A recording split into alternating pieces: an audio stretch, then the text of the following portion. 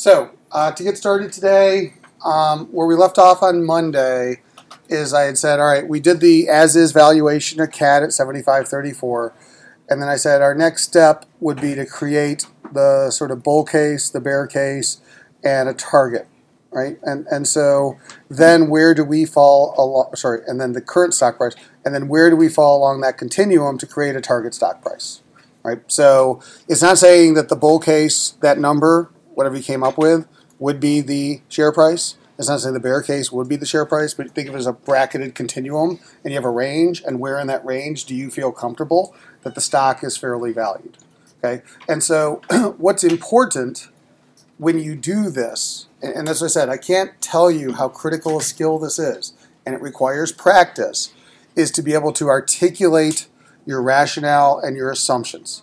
Good finance is storytelling, so you are telling a story. Right? So I'm going to ask you as I poke at you to tell the story, to basically, it's just not something that you're used to, right? Because what most finance people are used to, and I told this to the last class, is that, you know, we're math people. We solve an equation, there's a definitive answer, right? The problem with valuation, or the challenge with valuation, there is no definitive answer, right? Because the inputs are uncertain, the outputs are uncertain. So in order to basically come up with an answer, what we're really talking about is what is our point of view? And we have to be able to articulate a point of view, we have to be able to explain the point of view, and we have to think about it in terms of ranges as opposed to absolutes, right? And the other thing is there's disagreements, because some people could use a different point of view and a different set of assumptions because it is an uncertain future, right? And so sometimes we're going to be wrong, and we learn and we iterate. But it's also somewhat fact-based. Right? Because eventually it's our intuition, but our intuition has facts behind it. So when you're going through this process, this is what we're going to practice, and you will become better at this. I'm not saying you'll be experts, but you will become better at this. So we're going to start practicing it today. So let's start out with CAT. Does anybody have a point of view that you're willing to share initially? What about CAT? Buy, sell, hold. Are they fairly priced? Should you buy them? Should you sell them? Should you hold them? So based on last class and anything you've done subsequent to that, what's your feeling? And if you can speak loud enough, because I'm trying to record this so that you can kind of be heard in the recording. You don't have to be personally identified, but yeah. Anybody? Yeah. I would think buy, just because we talked about the business cycle and how right now they're kind of at the lower end, so we're expecting them to go up. Okay, so just take that for a second, in case they can't hear you on here. Let me say you're saying buy. Why? And let me ask you to drill down one level deeper, because whether you realize it or not, your statement implies some assumptions, right? So in order to be buy, what would the growth rate realistically have to be in the future? So like greater than 5%? Well, at 7 to 10, they're fairly priced. Okay, so fairly high. So higher than that. That's your feeling. And the gut feeling, whether you realize or not that you seem to be articulating, is you said, what about the cycle? That it's at kind of like a trough right now, so we're expecting it to increase over the next couple of years. Okay. So what you're really saying, and this is what I mean by articulating assumptions, with that statement, whether you realize it or not, is I think that growth rate trajectory that they're going to be on as the market recovers will lead to a greater than currently expected growth rate for CAT, and will lead to a bigger market share for CAT than is currently expected. So with that extra growth, and then at this point, you'd probably do some research to back that up, but basically with that extra growth and that extra margin at that extra growth, then they would be worth more than $80 a share, and that's why I want to buy them. All right, but what's important is that whether you realize it or not, her intuition, when she articulated a buy, actually had assumptions behind it, whether she realized it or not, that the growth rate had to be higher than this. So this is what I mean by articulating your assumptions. The reason it's a buy is because I already put in these growth rates and these margins on Monday, and that got me to 75. Well, to get higher than 75, I need higher growth rates and higher margins. And so I think it's going to be even better. And oh, by the way, these growth rates are positive after a few years of negative. So we're already expecting, just to get to 75, an upside of the cycle. But what you're saying is, I don't think the market has a full appreciation for how good the next cycle is going to be. Here's why. And I think they're going to grow even faster than the assumptions that get me to the share price. Here's why. And that's why I think now's the time to get into CAT, because I don't think this is fully realized by the marketplace. Right? So that's what I mean by being able to articulate your assumptions.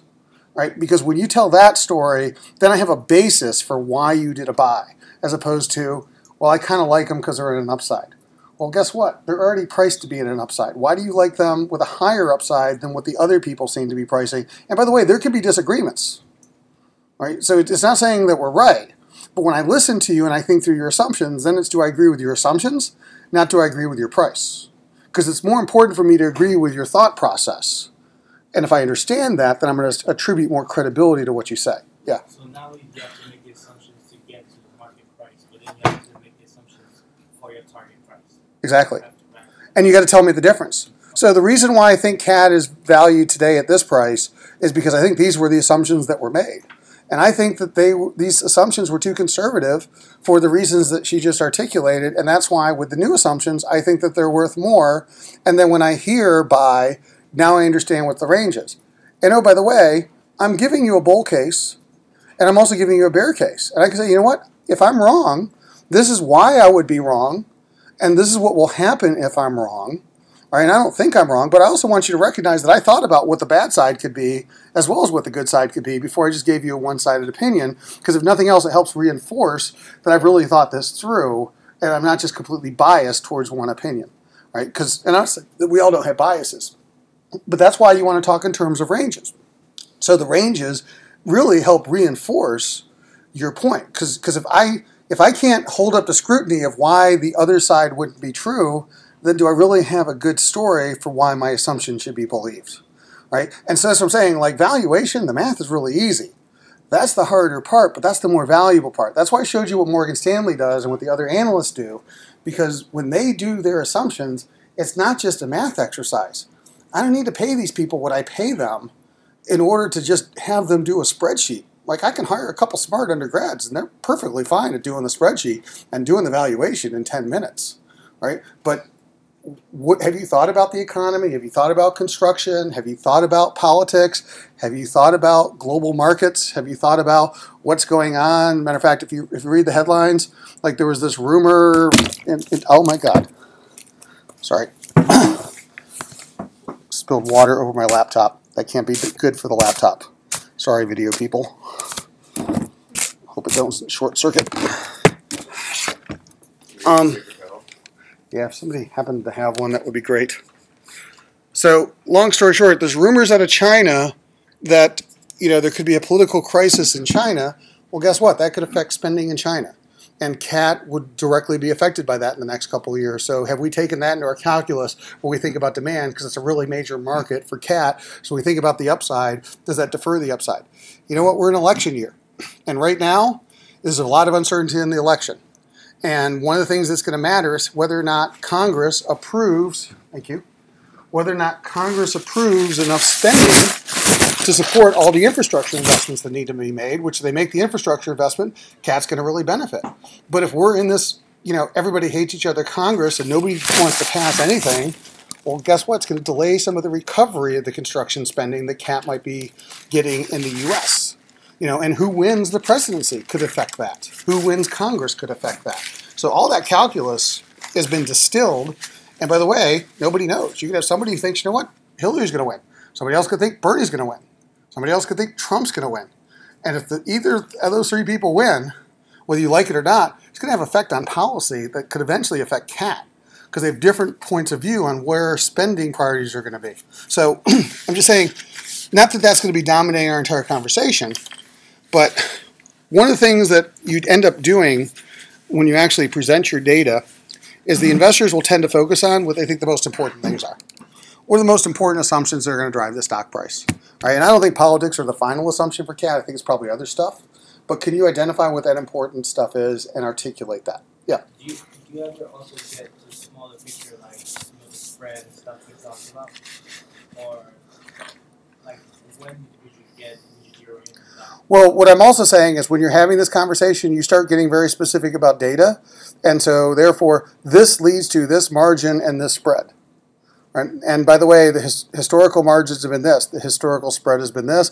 It's going to look different than in history. Why do I think it's going to look different than history? How can I support that? Oh, by the way, we did an industry assessment, and here's what the industry assessment said. And oh, by the way, substitutes are much more powerful for CAT going forward, or there's new competitors coming into the marketplace. So, for example, right now in the airline industry, you know, you got Boeing and Airbus with a virtual death grip over the commercial market. But China has made a strategic long-term priority that they want to be the third global player. And right now, they're having very little success. Was that going to change in 5 or 10 years? Because when China tends to prioritize an industry strategically, they spend a lot of money in order to become global players. So again, if I'm forecasting Boeing right now, China might not be a threat, a Chinese player. But in 5 or 10 years, they might be a threat. You know, and how serious a threat? I don't know. But I need to at least put that in my calculus if they're basically saying we're going to spend a lot of money to become a global player in the airline industry. And oh, by the way, China is one of Boeing's biggest customers. And if the government decides we're going to buy the Chinese manufacturers' planes and not the Boeing 737, then that's really bad for Boeing long term. So I'm just saying this is what I mean by assumptions. What's the likelihood? What's the probability? Maybe it's low, but that could be in a bear case scenario if I'm talking about a Boeing. Now I'm switching from CAT, obviously. So here's the deal. This is what I want you guys to practice today. Enough about CAT, because it's more important that you do this. So today, your company is Delta Airlines, because I don't think you know a lot about construction equipment, but I think everybody here has probably been on a plane before, right? And at least you've heard of Delta Airlines. So Delta Airlines, what's their target? What's their, what do you think? Buy, sell, hold. And what is your argument? So I'm going to give you 30 minutes. I want you to do an as-is. And then from that as-is, following through the process, so practice the process. I'm here to help you and coach you through that. At the end of 30 minutes, we'll then see from the as-is, just very quickly, you're not turning any of this in, and you're welcome to work today in class in small groups. So if you want to work in small teams of 3 or individually, it's up to you. But practice getting the data out for Delta. Practice putting it into the CAT model that we already have. Make sure it gets set. Try and do the as-is for Delta. And then, and again, we're going to be bad analysts. We don't have a lot of time. But then start figuring out whether you think Delta is a buy, sell, or hold. And more importantly, what assumptions you would change in the model to reflect that. And then how it informs that decision if you were explaining it to me and you're trying to get me to actually do something based on that. Okay, 30 minutes, we'll pick up there. And by the way, your homework assignment for Monday is the exact same thing individually. Okay. So I'll give it to you at 3:30 today. So at 3:30 today, you're going to do the exact same thing as yourself. You're going to turn it in Monday. You're going to turn in 4 spreadsheet files with 500 words of write-up explaining all of this, all of your assumptions. So today is practice, verbal practice, no grade, no pressure. Make it kind of interesting, but that's where we're going with this. Yeah. Should we be starting with like the baseline file? Absolutely. You got to start the process. We're practicing the process. That's what we're doing right now. Okay, so have at it, and we'll see where we end up.